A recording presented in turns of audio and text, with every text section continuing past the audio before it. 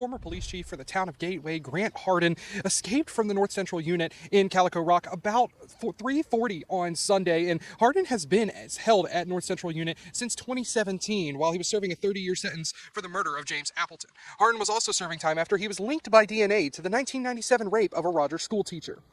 A surveillance photo from the prison shows Hardin escaping in a makeshift outfit that was designed to mimic law enforcement. The Arkansas Department of Corrections says Hardin was not wearing a Department of Corrections uniform, and all DOC-issued equipment has been accounted for. The Benton County Sheriff's Office is on high alert due to Hardin's ties to the area, and they will be helping the Arkansas Department of Corrections in the local. Welcome back to Fugitive TV. So today, I know we've been discussing the New Orleans, Derrick Rose and Anton Massey the last couple of weeks, but right now we're going to get into the man who literally walked out the front doors of prison, literally walked right out, and his mistake that cost him to get recaptured within not even that long of a time. Fugitive TV, we are back.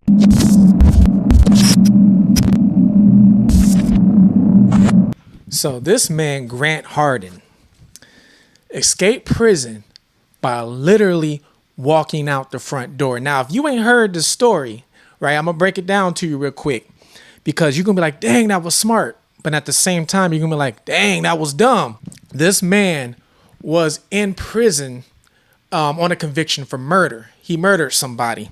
Now, I'm going to give y'all the little backstory on him too. Now, he's also an ex-police chief that was sentenced to prison for unaliving somebody. So this man, what he did was...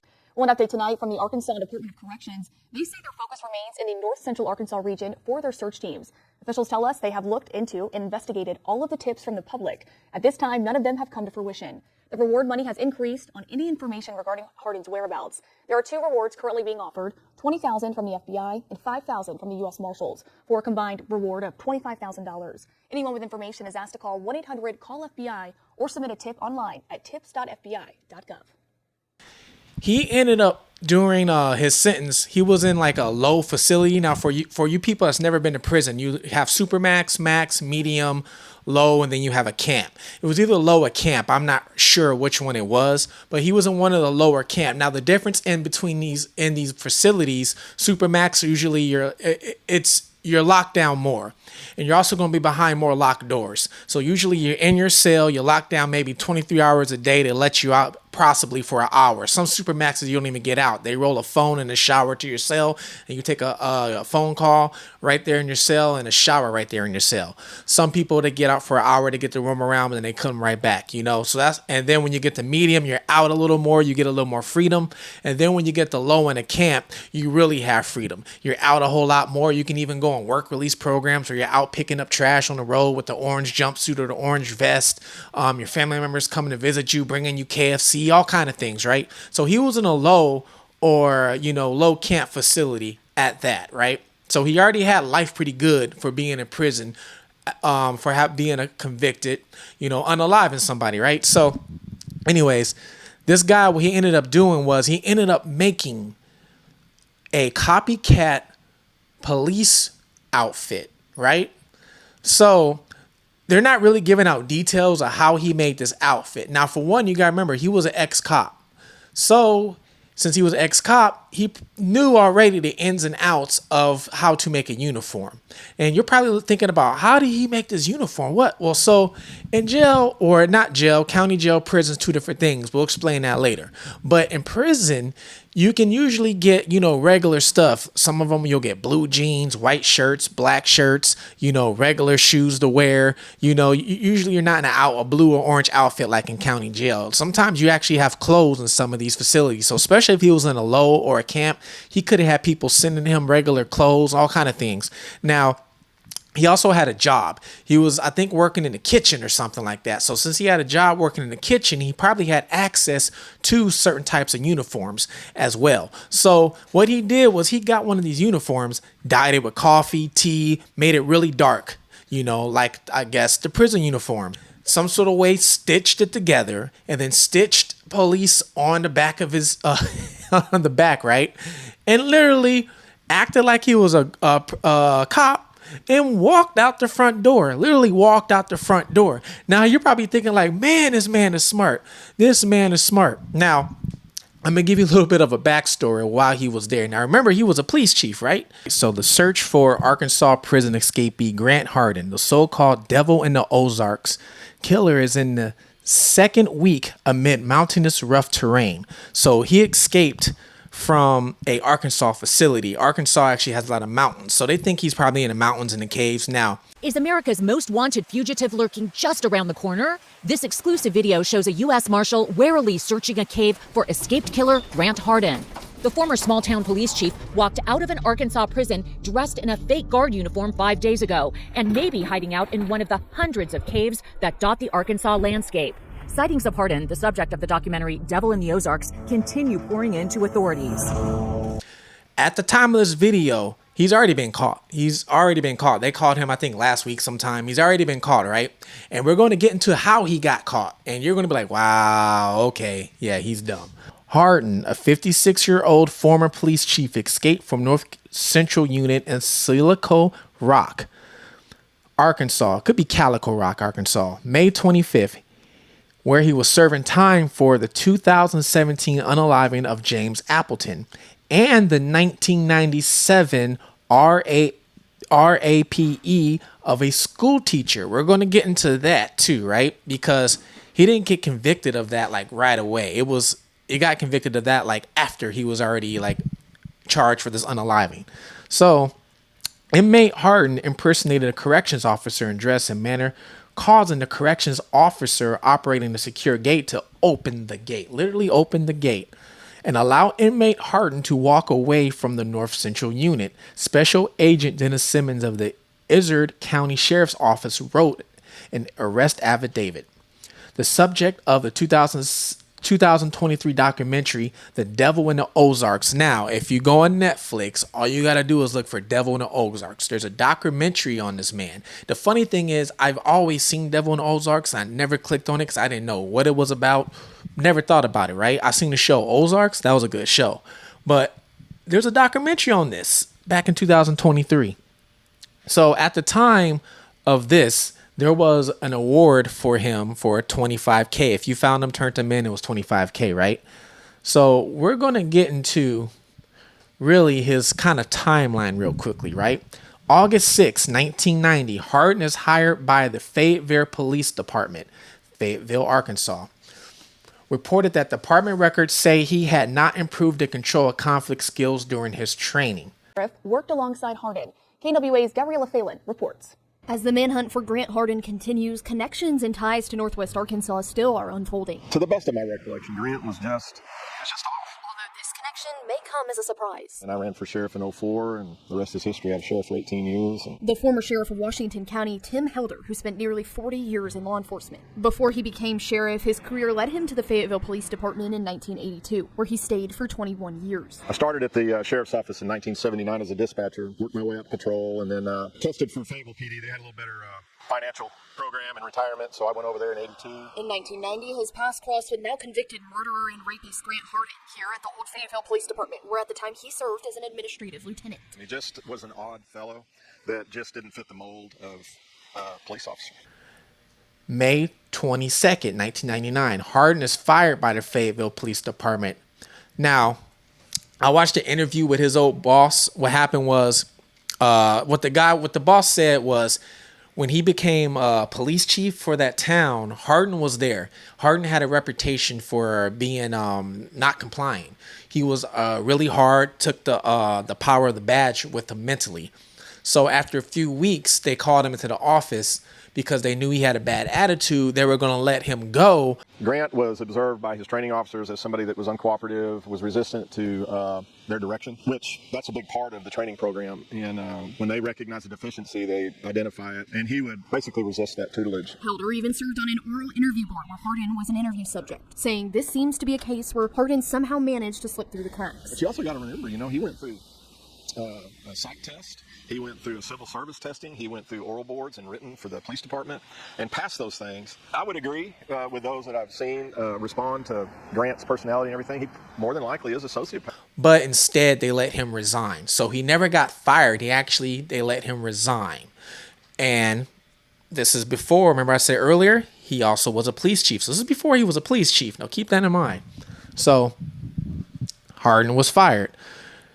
November 1st, 1991, Hardin is hired by the Huntsville Police Department. June 2nd, 1992, Hardin leaves the Huntsville Police Department. July 20th, 1993, Hardin is hired by the Eureka Springs Police Department. I didn't get into why he left the other police department. Maybe I should. October 4th, 1996, Hardin is fired by the Eureka Springs Police Department. So once again, he's fired or let go from another one, right? So November 6th, 1997, Hardin assaults a school teacher in Rogers, Arkansas. The victim told investigators that she was attacked on Sunday morning, a time she normally worked to prepare for the week noted and church group was meeting in the school's cafeteria. According to the affidavit filed at the time of the attack, she was attacked at gunpoint after leaving her classroom for a restroom off of the teacher's lounge, according to the affidavit. So 1997 is when this attack happened on the teacher. Now at this time, they don't know it was him. Right? 2009, Hardin begins his first term as the Benton County District 1 constable. 2013, Hardin begins his second term as the constable. Now, January 2016, Hardin is hired to be the police chief in Gateway, Arkansas.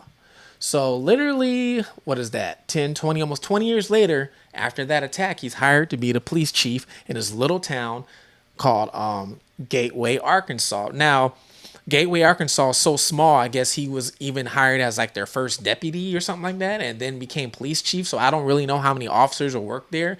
I saw an interview. Supposedly he was their first and last, so maybe they don't even have a department there no more. I'm not sure. November 21st, 2016, Hardin is hired at the Northwest Arkansas Community Correction Center in Fayetteville. So he was hired at the correction center too. So he already knew how the correction center worked, right? February 23rd, 2017, Hardin shoots James Appleton, Appleton's brother-in-law.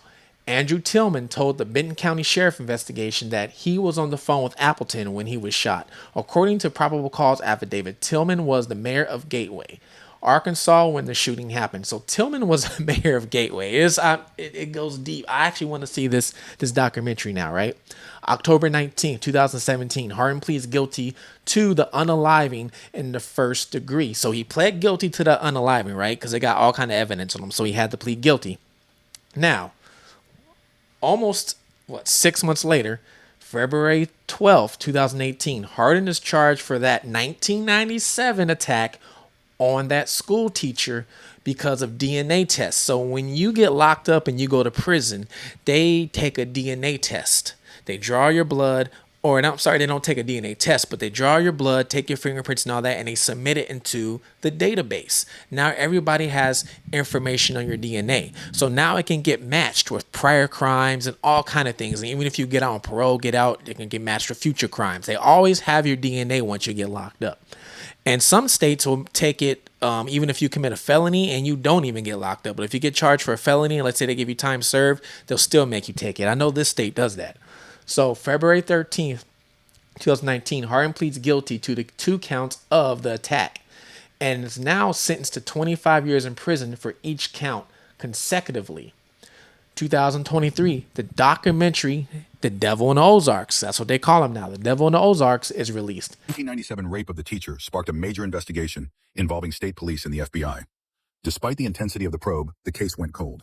In 2003, investigators secured a John Doe warrant based on DNA evidence. Although the case remained unsolved, it was never forgotten. Detectives committed at least a week each year to revisiting the evidence, hoping to bring the perpetrator to justice. Even in 2015, when they participated in a national television show about unsolved sex crimes. Hardin's name was never mentioned. It wasn't until 2017, 2 decades after the attack, that the case took a decisive turn. We read this before we start talking to people, okay? And it's just your statement of rights for us. And before we ask any questions, it's my duty to advise you of your rights. You have the right to remain silent. Do you understand that? I need to affirm yes or no. Okay. Anything you say can be used against you in court or other proceedings? Now that you got the backstory on this guy, right? We gonna talk into how he got caught. Now, he literally walked out the prison. Now, you gotta remember, he's in Arkansas. There's mountains everywhere. He was on the run for 2 weeks. 2 weeks. How far you think this man got? How far you think you got? Now, if you don't know the story, how far you think, type in the comments below how far you think he got. Let's find out. My right to be silent. Okay. So just tell me this. I know you were a police officer before, right? You're a police officer in Gravity, I mean not Gravity, but in Gateway? It's an easy yes or no. I'm being silent. Well, I can see that. Where do you live at? We can do this online. I mean, it doesn't bother me. You're going to continue to be a suspect until I find out otherwise. Okay. An escaped murderer known as the Devil in the Ozarks, captured after nearly 2 weeks on the run. Arkansas law enforcement officers announcing that Grant Hardin, a former police chief serving a decades-long prison sentence, is back in custody. Take a look at these just released pictures of when Hardin was found. You see him there hiding out in the woods, surrounded by law enforcement. This is the image of the moment Hardin escaped from prison on Sunday, May 25th, disguised, you see him there, as a law enforcement officer. The escape triggering a massive manhunt in northern Arkansas. Officials saying he was discovered just a mile. Was caught in the jungle, hiding in the forest, right? Caught hiding in the forest. So let's keep that in mind. Hour and a half west of the prison he was being held in. The question tonight, how was he able to evade police for so long? NBC's George Solis joins us tonight with the breaking details. George, walk us through this. Yeah, Tom. So this, as you mentioned, ends a 2-week search for Hardin. The man known as the Devil of the Ozarks was captured this afternoon by Arkansas law enforcement and with the help of U.S. border near Moccasin Creek in Izard County, Arkansas. This is roughly a mile and a half from the facility he had initially escaped from in Calico Rock, Arkansas. A mile and a half. So for 2 weeks, this man managed to walk out the prison, right? And get away a mile and a half. He only got away a mile and a half and got caught in the jungle. A mile and a half. And he was gone for 2 weeks. How far could you get if you got let out of the system and got out, whatever it was you did, escape, and you was gone for 2 weeks? How far you think you're going to get? Let me know. How far you think you're going to get? Grant Hardin is captured. Stone County Sheriff's Office reporting that as of 3:45 this afternoon, he was apprehended, also adding that the public is no longer in danger. Hardin had been on the run for more than a week, almost 2 weeks now, actually, after escaping from the North Central Unit in Calico Rock, Arkansas. Since then, multiple law enforcement agencies have been searching high and low to find him. We're working to get more details on how officers found and took Hardin back into custody. Stay with us as the story develops. Back on May 25th, officials telling us his identity was confirmed by fingerprint analysis. Now, according to authorities, tracking dogs were able to pick up Hardin's scent, and ultimately, Hardin himself, his capture ends nearly a 2-week manhunt that included hundreds of local, state, and federal agencies. Now, an image of him in that outfit pushing that wheeled cart was that last known sighting before the escape. Now, law enforcement officials acknowledging his background in law enforcement had made the search much more difficult, but tonight, Tom, he's back in custody. But this man was so smart to make a uniform and walk out, but so dumb to get caught in the forest a mile and a half away. So this man walked 25 minutes, and got tired and said, I'm going to chill here for 2 weeks? I can tell you exactly when I escaped. Nope. I was gone that same night, out the state. Same night, gone out the state. I didn't waste no time. But this man was only gone a mile and a half for 2 weeks. That's why I said the smartest and the dumbest fugitive you probably ever going to hear about. But I do need to go see that documentary, The Devil the Devil of the Ozarks. If y'all seen it, comment down below. And make sure y'all stay tuned, because I've been covering the New Orleans Anton Massey and the Derrick Grove story. The next video I'm going to drop is going to be the actual history of that jail and how corrupt that jail is. Some of you guys don't know, but the ones who probably are from New Orleans, they probably already know that jail has a lot of stuff going on. And not only that, remember how that's a conspiracy of why would, the inmates escaping? And I've already talked about this. I still think they got let out. Anton Massey said they got let out. I've been saying that before his video came out. I think they got let out. You know what? What if they got let out for they can complain they need money to fix the system, right? So now they got to get all these millions of dollars in somebody's pocket in the money because there was an issue of some money missing before with the jail system. I grew up watching friends die, friends go to jail. I thought that would never be me till the day I decided to pawn a TV that my friend gave me. That TV ended up being stolen. One thing led to another. Going in and out of jail, I escaped twice. I started one of the biggest crime rings in the state. 10 years it gave me. My 3-year-old son passed away during this process. I could not take it, so I went on a run for 15 years. Different countries, different names, I did it all. My life has been something you only read about in books, but this is non-fiction. This is me. But I'm going to talk about that in the next video, all right? But anyways, hope y'all like, subscribe, and the book's coming soon. Ray Redemption. This is Fugitive TV. We going to see you next time, and we out.